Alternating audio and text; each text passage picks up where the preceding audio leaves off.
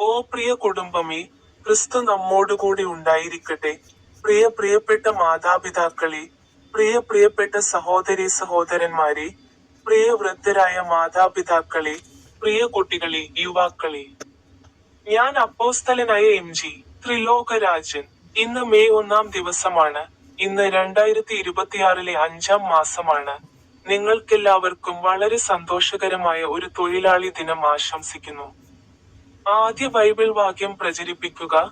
വിശുദ്ധ യോഹന്നാന്റെ വിശുദ്ധ സുവിശേഷം, അധ്യായം 20, വാക്യങ്ങൾ 1-2. ആഴ്ചയുടെ ആദ്യ ദിവസം, മഗ്ദലന മറിയ അതിരാവിലെ, ഇരുട്ടായിരിക്കുമ്പോൾ തന്നെ കല്ലറയ്ക്കലെത്തി. കല്ലറയിൽ നിന്ന് കല്ല് ഉരുട്ടി മാറ്റുന്നത് കണ്ടു.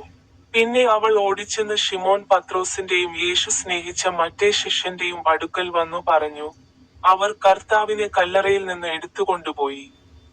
അവർ അവനെ എവിടെ വെച്ചു എന്ന് ഞങ്ങൾക്കറിയില്ല. അർത്ഥം, ഇത് പുനരുത്ഥാനത്തിന്റെ ആരംഭത്തെ അടയാളപ്പെടുത്തുന്നു. ഇരുട്ടിനു ശേഷമുള്ള പുതിയ ജീവിതം. ദൈവം അസാധ്യമായത് സാധ്യമാക്കുന്നു. പ്രാർത്ഥന. ജീവനുള്ള കർത്താവേ, ശവകുടീരം നീ നീക്കം ചെയ്തതുപോലെ ഞങ്ങളുടെ ജീവിതത്തിലെ തടസ്സങ്ങൾ നീക്കി ഞങ്ങൾക്ക് ഒരു പുതിയ തുടക്കം നൽകണമേ. ആമേൻ. നമുക്ക് പ്രാർത്ഥിക്കാം.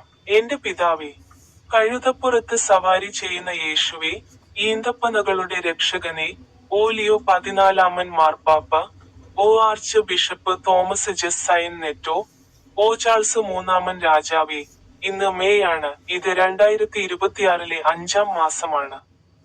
ഓ നീതിമാനും കരുണാമയനും സർവശക്തനുമായ ദൈവമേ, ഈ പുതിയ മാസത്തിന്റെ തുടക്കത്തിൽ ഞങ്ങൾ എളിമയുള്ള ഹൃദയങ്ങളോടെ നിങ്ങളുടെ മുമ്പിൽ നിൽക്കുന്നു. നീതിമാനായ, കരുണാമയനായ, സർവശക്തനായ മാസം മുഴുവൻ എല്ലാ തിന്മകളിൽ നിന്നും, എല്ലാ പ്രലോഭനങ്ങളിൽ നിന്നും, എല്ലാ കഷ്ടതകളിൽ നിന്നും ഞങ്ങളെ സംരക്ഷിക്കണമേ. ഓ കർത്താവേ, ഈ മാസം മുഴുവൻ എല്ലാ തിന്മകളിൽ നിന്നും, എല്ലാ പ്രലോഭനങ്ങളിൽ നിന്നും, എല്ലാ കഷ്ടതകളിൽ നിന്നും ഞങ്ങളെ സംരക്ഷിക്കണമേ.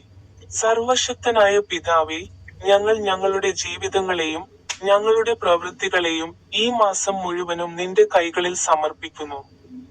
കർത്താവായ യേശുക്രിസ്തുവിന്റെ നാമത്തിൽ ഞങ്ങൾ ഈ അന്തിമ പ്രാർത്ഥന അർപ്പിക്കുന്നു. ആമേൻ. ആമേൻ.